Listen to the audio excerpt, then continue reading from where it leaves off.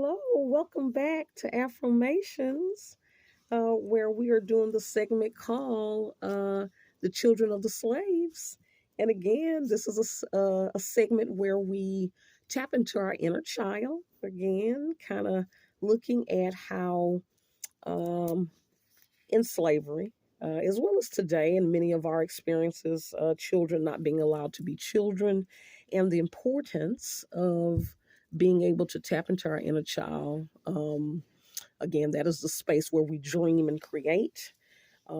Again, we definitely are always having to, with ourselves growing up as well as with our children today, making them aware of the difference that they are children. However, the society at times does not view them that way, and for how they need to be cautious and be able to take care of themselves. And so these are things that put a pressure on our people on a daily basis. So this is a opportunity for us to relax, get some hot chocolate, some coffee, and or a warm blanket, and listen to the story. Okay, this one right here is called "The Water Princess," based on a childhood experience by Georgie Bedell, written by Susan Verde, illustrated by Peter H. Reynolds. Okay, and I think they use a different language, some of the words, so do excuse me while I try to pronunciate them. Okay, let's see. The Water Princess.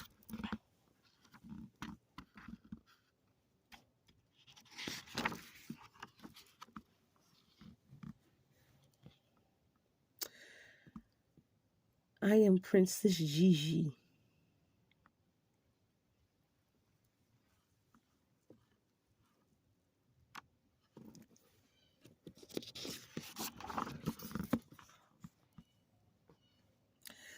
My kingdom, the African sky, so wide and so close. I can almost touch the sharp edges of the stars.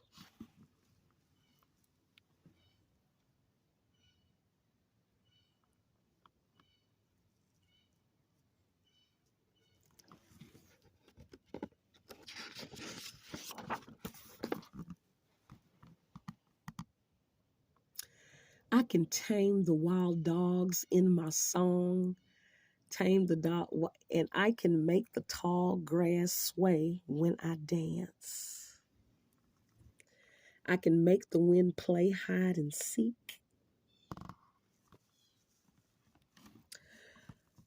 but I cannot make the water come closer.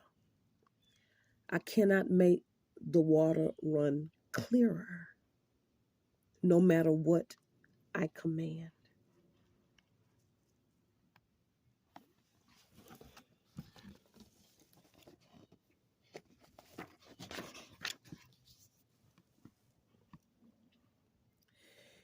It is early morning, still dark.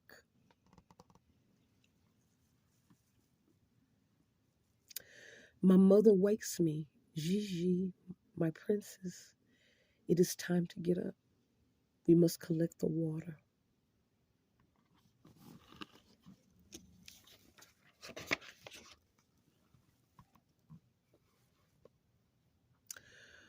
Water, come. Do not make me wake before even the sun is out of bed. I demand. Come, please, I say. But the water won't listen, and I know we will have to walk so far to the well.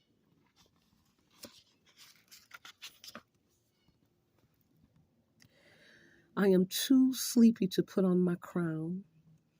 I think of the pot that will rest on my braids instead. The thirst comes quick, dry lips, dry throat. I squeeze my eyes shut. I see it clear. I dip my toes in it cool. I skip it up. I scoop it up and bring it to my lips. Slowly, I open my eyes. Nothing. I kick the dust.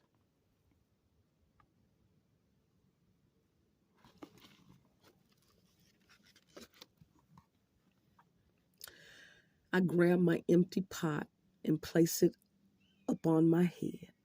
My mother does the same, and our journey begins full of song.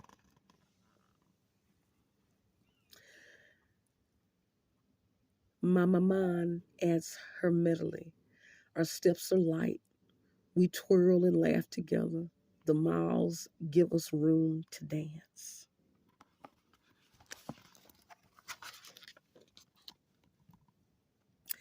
Halfway there, we stop for a moment at the giant Kite tree. I think I'm pronouncing that long enough to grab a handful of sweet shea nuts for energy.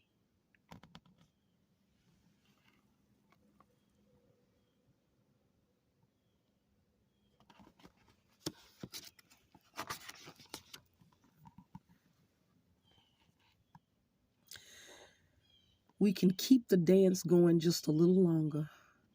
Maman, are we there yet?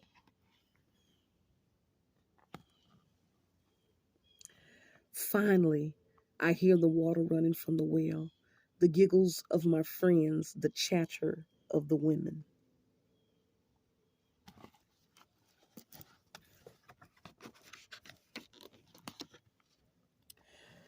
Some have traveled farther than I, only to return home when the sun has gone to bed.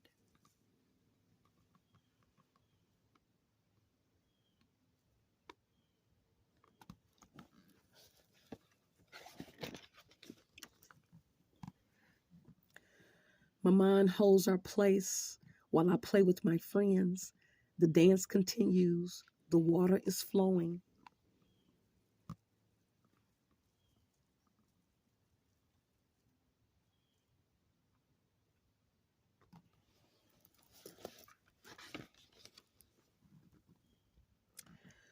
Pots filling with the dusty earth-colored liquid. Gigi come, maintenant. My turn now.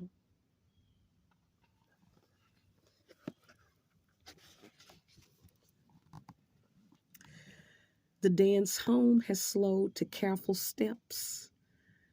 My thirst so heavy, like the full pot I carry. Our song is softer now.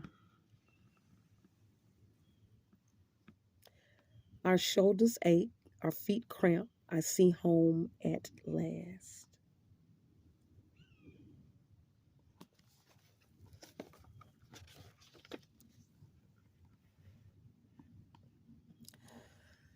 My mom boils enough water for drinking. We wait. We wash our clothes. We prepare food for cooking.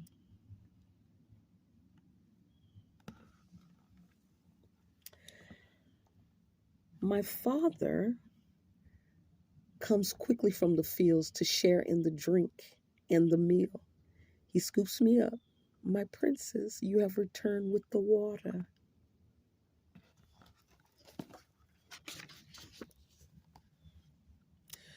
Drink, Mama says finally. Every sip fills me with energy. I want to make it last, but I can't. I gulp it down.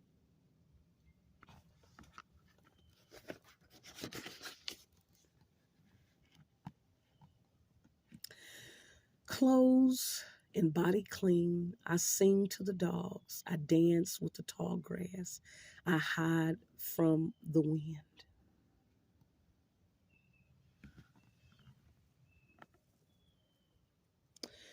My mom brings one last cup she has saved just for me. Drink, my princess. Sleep, my princess. Tomorrow we journey again. Maman, I say as I close my eyes, why is the water so far? Why is the water not clear? Where is our water?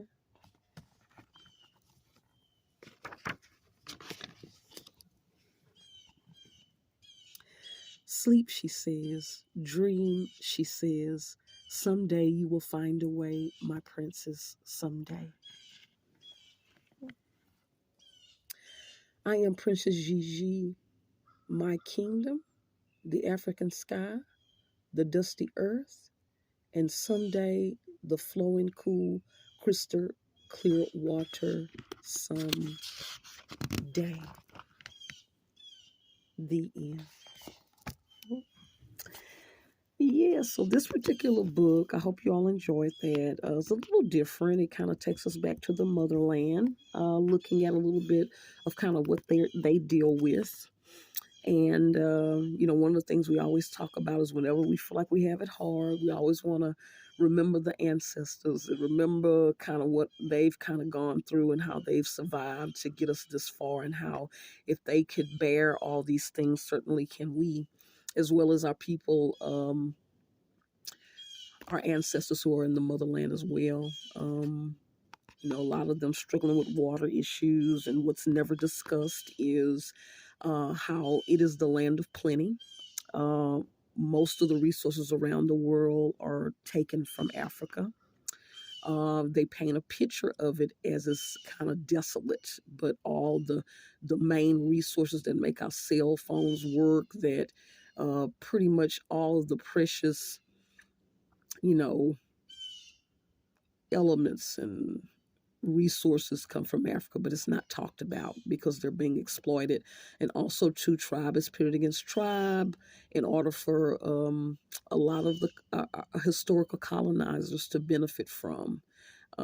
Also, too, a lot of areas don't have water because they strategically will blow up and create dams to block off the river flow to certain areas, and that's how they control and manipulate people. Okay. And so, resources is one way for people to be able to exploit people, even in today's time. Okay, and one of the things I want us to think about is, do we exploit our own when our people are in need? Do we find ourselves taking advantage of them? And a lot of times, the main way people are taken advantage of, they control them by making them overwork for less money or for free, or exploit them sexually. Okay. And the question is, do we do that to our own people here? A lot of times I think about, um, parents that are kind of taking care of children, and sometimes need assistance in reaching out, and sometimes people requiring them to exploit themselves in order just for basic resources. Okay, so do know that our the motherland is a land of plenty.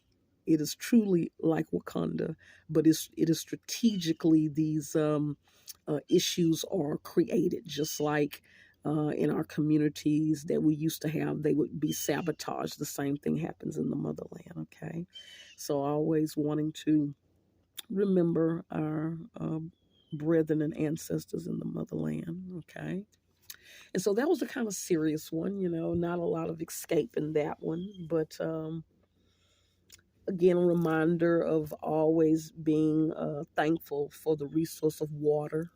As you all know, I talked about fetching pills of water and kind of living on land and catching my rainwater and this type of thing, and depending on, the Most High to provide it, for us, and just a lot to be thankful for. A lot of times we don't think of something as simple as water because we're so used to having it. And so, with that, I am thanking you all so much for returning. Thank you to my subscribers. Thank you to those who are swinging through. And I will see you next time. And again, never forget your inner child. Bye.